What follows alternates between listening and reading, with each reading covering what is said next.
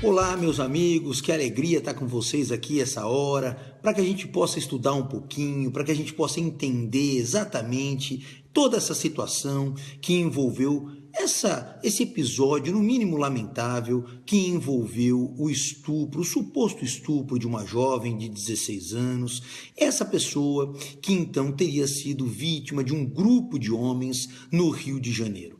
Para que a gente possa entender, pessoal, antes de mais nada, o que isso aconteceu, como isso acabou gerando repercussão tamanha na sociedade dessa forma, vamos estudar um pouquinho para a gente poder entender passo a passo de quais são os regramentos jurídicos envolvidos nesse contexto. Vamos fazer isso?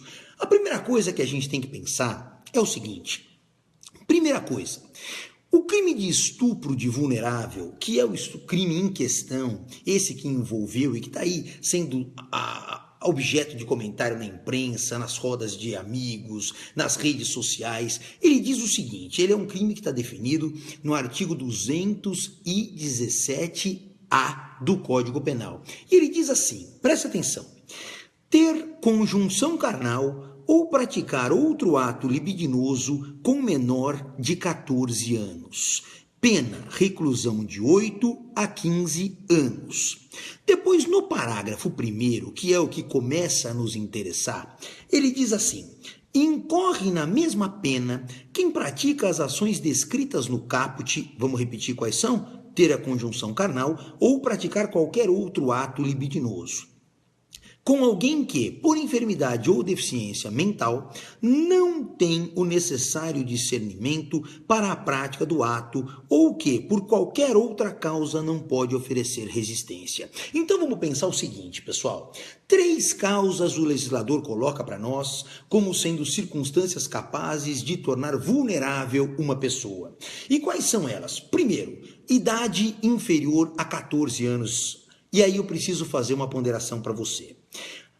Pessoas com 13, 12 e assim sucessivamente, mesmo que consintam com a prática do ato de natureza sexual, seja a conjunção carnal ou qualquer outro ato libidinoso, e aqui vamos fazer um parênteses, já que nós estamos aqui estudando, vamos tentar pegar isso por completo. O que vem a ser um ato libidinoso? É todo e qualquer ato que tem por ideia principal satisfazer a lascívia do agente. Aí você me pergunta, mas Leonardo, o que é a lascívia? A lascívia é o desejo sexual. A partir do instante em que você desenvolve um ato com essa conotação, você está sim praticando um ato libidinoso, portanto se enquadraria no tipo penal. Mesmo, repito, se a vítima menor de 14 anos consentir com esse ato, o crime estará caracterizado e então estaremos diante de um estupro de vulnerável. Mas não é essa a nossa questão. Por quê? Porque no caso concreto nós sabemos a moça tem 16 anos de idade. E aqui eu já quero fazer uma outra ponderação importante para nós. Num Estado democrático de direito, não se discute a personalidade da vítima no que se refere a uma conduta mais extrovertida ou mais introvertida dela no âmbito sexual. Eu vejo e me preocupo muito com algumas pessoas fazendo comentários a respeito da personalidade dela, se ela já tinha feito isso antes, se ela tinha outras experiências dessa natureza. Pessoal, isso para nós não interessa. Não é pelo fato dela eventualmente já ter praticado atos dessa natureza que ela não pode ser vítima do crime de estupro, até porque o crime de estupro tem por objetivo consagrar a liberdade sexual. Em outras palavras, o que eu quero te dizer? Que a vítima tem total direito de escolher com quem ela quer ou não se envolver intimamente. Agora, voltando para o 217A, o que acontece? No parágrafo 1º, ele fala de doença mental que faz com que a pessoa se torne incapaz de resistir à prática do ato. Mas para nós, o que nos chama a atenção é a última parte do parágrafo 1º, que diz assim, ou que por qualquer outra causa não pode oferecer resistência. Ora, vou te dar alguns exemplos. A pessoa que está em coma, a pessoa que está sob os efeitos de uma anestesia geral, a pessoa que está completamente embriagada, ou a pessoa que está também sob o efeito de droga, num estágio tal que ela não consegue impor resistência alguma àquele ato de natureza sexual que com ela se pretende realizar. Então, a partir do momento, mesmo sendo uma causa temporária, que a pessoa se torna incapaz de resistir àquele ato, ela pode perfeitamente ser vítima de um crime desta natureza. Nós temos percebido aí, e também precisamos sempre levar isso em consideração, pessoal, que as controvérsias estão muito grandes em relação a esse caso. Nós temos aí versões dissonantes, não só dos supostos autores, mas também pela versão apresentada pela jovem, pela mãe da jovem. São circunstâncias que afastam e se destoam por completo. Mas o fato é, nem tudo que é imoral é ilegal. Ora, o fato de ela, com 16 anos de idade, ter, eventualmente, aqui nós estamos no campo da hipótese, porque não temos ainda a concretização daquilo que realmente ocorreu. Mas imaginando no campo da hipótese, que ela tivesse anuído com a prática do sexo em grupo, tá certo? Num primeiro momento, isso não afasta a possibilidade da ocorrência do crime de estupro em momento algum. Por quê? Porque enquanto ela estava consciente praticando aqueles atos, como ela tem mais de 14 anos, o consentimento dela é respeitado pelo direito penal, portanto não haveria que se falar em crime, ok? Alguém pode questionar, puxa, mas isso é imoral. Eu posso até eventualmente concordar com você, mas repito, nem tudo que é imoral é ilegal. Portanto, numa situação como essa, não haveria a prática de qualquer ilícito até esse momento. A nossa discussão é: a partir de que momento poderia ter ocorrido o crime de estupro de vulnerável? E aí, então, pessoal, nós temos que entender que a vulnerabilidade dela ocorre no instante em que ela deixa de ter consciência. É inegável que em determinado momento, pelos vídeos que nós pudemos assistir, em algum momento ela deixou de ter consciência. A partir desse instante, ou seja, já inconsciente, ocasião em que ela não mais poderia resistir a um ato de natureza sexual, a partir desse instante o crime ocorre.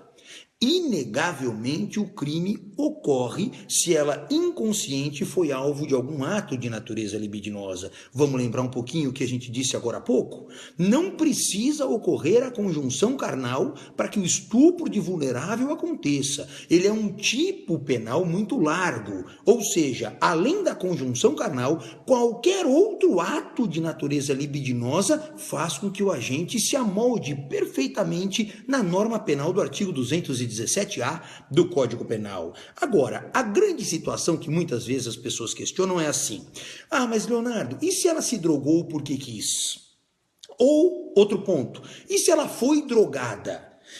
Pessoal, mais uma vez, não interessa a razão pela qual ela se colocou na situação de ser absolutamente impotente, incapaz de oferecer a resistência. Se ela se drogou por conta própria ou se ela foi drogada por alguém, o fato é, a partir do instante em que ela não mais tinha condição de se opor à prática do ato, em que ela não mais tinha condição de chegar e se recusar determinado contato íntimo com alguém, o crime se caracteriza. Agora, uma coisa a gente tem que convir: a dificuldade que a polícia judiciária terá para apurar a partir de que momento começou o crime vai ser algo extraordinário. Por quê? Porque imagine que, e aqui novamente eu reforço, no campo da suposição, a partir do instante em que ela, porventura, tenha consentido a prática sexual com 5, 6, com 10, o número que você queira imaginar. Agora, entrou num estado de inconsciência, o próximo já estaria praticando o crime de estupro. A grande questão é, quem foi o próximo? Como delimitar quem foi aquele que começou a prática do crime de estupro, mesmo que não tenha tido a conjunção carnal, mas que tenha com ela praticado um ato de natureza libidinosa diverso da conjunção carnal? Vai ser muito difícil que tenhamos aí uma individualização da conduta, porque da mesma forma que reprovamos uma conduta desta natureza, por aspecto ilícito, além além de imoral, nós também temos que ter muita cautela com o apenamento de pessoas. Porque vamos pensar o seguinte, pessoal, ela diz que ela acordou e se deparou lá com 33 pessoas no seu entorno. Mas o que garante que os 33 tiveram algum tipo de contato íntimo com ela? Vamos supor aqui, e se de repente 5 ou 10 daqueles que estavam ali no momento em que ela despertou tivessem chegado após? Foram ver o que tinha acontecido com a moça. E estavam ali no momento que ela acordou. Não necessariamente eles estariam ali como autores do crime de estupro. Chegaram depois do ato. E aí um outro ponto importante, que a Polícia Judiciária vai ter muita dificuldade de investigar, eu não tenho dúvida alguma. Definir quem foi autor, quem foi partícipe. Aliás, não custa a gente lembrar isso, pessoal. Você lembra qual é a teoria adotada pelo Código Penal para definir quem é autor, quem é partícipe? O autor é aquele que desenvolve no todo ou em parte a conduta descrita no tipo penal. O partícipe, ele não desenvolve nada da conduta, mas ele colabora para que a conduta criminosa ocorra. Aí você fala, mas Leonardo, e as penas são muito diferentes? Depois você dá uma olhadinha no artigo 29 do Código Penal, você vai ver que, como regra, a pena do autor é a mesma do partícipe. Claro que pode haver exceções, mas como regra, a pena é a mesma. Agora, por outro lado, alguém pode questionar assim, mas o laudo indicou que não houve violência. E eu falo, meus amigos, não há necessidade de violência física direta para a caracterização do crime de estupro de vulnerável. Basta, repito, que tenha havido a prática de um ato libidinoso com alguém que não tinha condições de resistir a esse ato. Ponto, independentemente de violência. Então, o fato da perícia ter constatado que não havia sinais de violência física não é suficiente para afastar a prática do crime. Cuidado com isso. Nós não estamos falando aí do estupro do 213, do estupro da figura normal. Nós estamos falando do estupro de vulnerável, que não há necessidade de violência. Portanto, o crime pode ter ocorrido da mesma forma. Aí, então, um outro ponto interessante, né? Mas esses indivíduos que participaram dessa situação, que de uma forma direta se envolveram nessa situação, será que eles praticariam só esse tipo de crime? Eu vejo muita gente esquecendo de comentar a questão relacionada ao Estatuto da Criança e do Adolescente. Por quê? Por um motivo muito simples. O Estatuto da Criança e do Adolescente, se você pegar lá a Lei 8.069 de 90, que depois sofreu algumas alterações no ano de 2008, nós temos lá 2 artigos que eu quero chamar a sua atenção.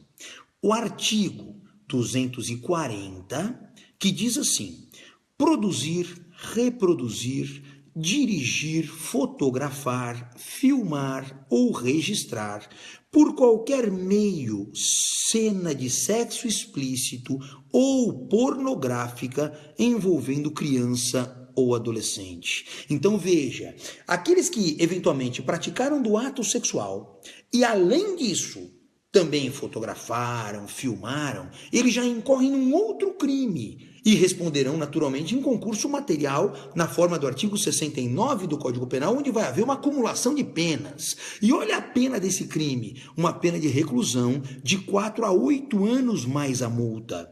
Então veja que também é um crime considerado grave, o simples fato de filmar, de fotografar. Aí você fala assim, mas Leonardo, e aqueles que porventura não filmaram, não fotografaram, porém eles divulgaram, sabe, recebeu aquele vídeo e passou aquele vídeo para frente.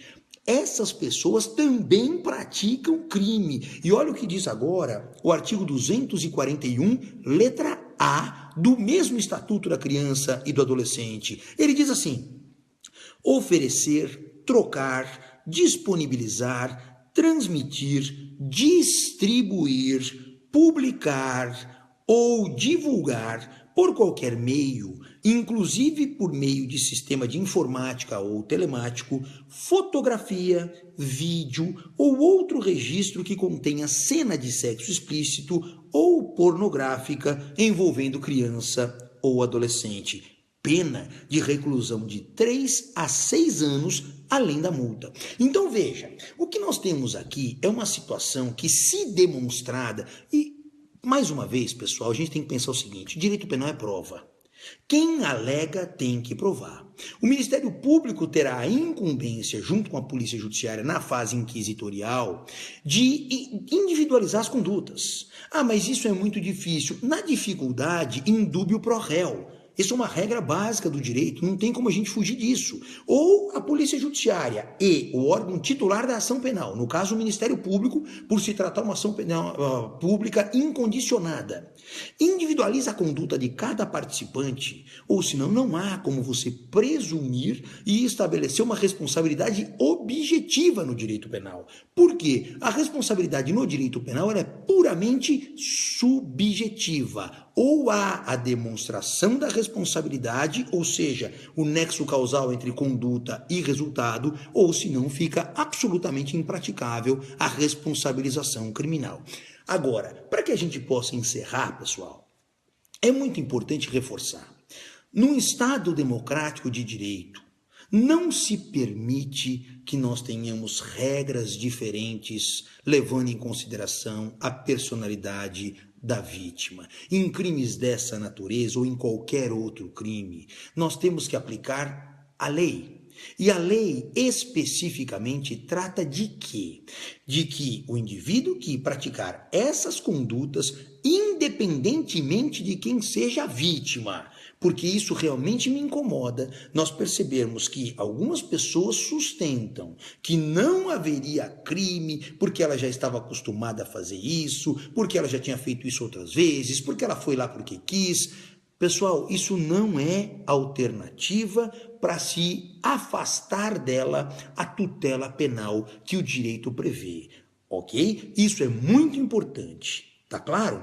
E com isso, pessoal, eu espero ter ajudado vocês a fomentar um pouquinho essa discussão de uma forma mais técnica, isenta, com responsabilidade, sem fazer juízos pessoais, porque são incompatíveis com o quadro do direito penal.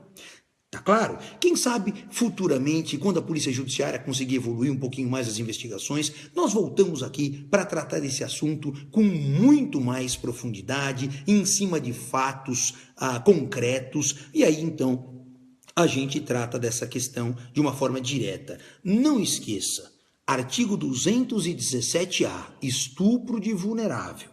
Não esqueça, artigo 240 do ECA, artigo 241-A do ECA também, são figuras típicas, normas penais incriminadoras que podem sim ser aplicado a esse caso, comprovada a responsabilidade de cada um dos agentes. Tá bom? Pessoal, eu agradeço demais o carinho de vocês. Estamos aqui com quase 200 espectadores essa hora, então eu só tenho que agradecer, me colocar à disposição e numa próxima oportunidade a gente vai avançando e eu conto com algumas sugestões de vocês, quem sabe até para que a gente possa estabelecer isso com uma certa periodicidade, escolhendo alguns temas específicos, relembrando conceitos de direito penal, para que a gente possa estar sempre estudando. Mas eu repito aquilo que eu digo sempre, de uma forma isenta, responsável e técnica. Tá bom? Pessoal, um grande abraço para vocês, obrigado pelo carinho e numa próxima oportunidade a gente tá junto novamente. Tá bom? Tchau para vocês.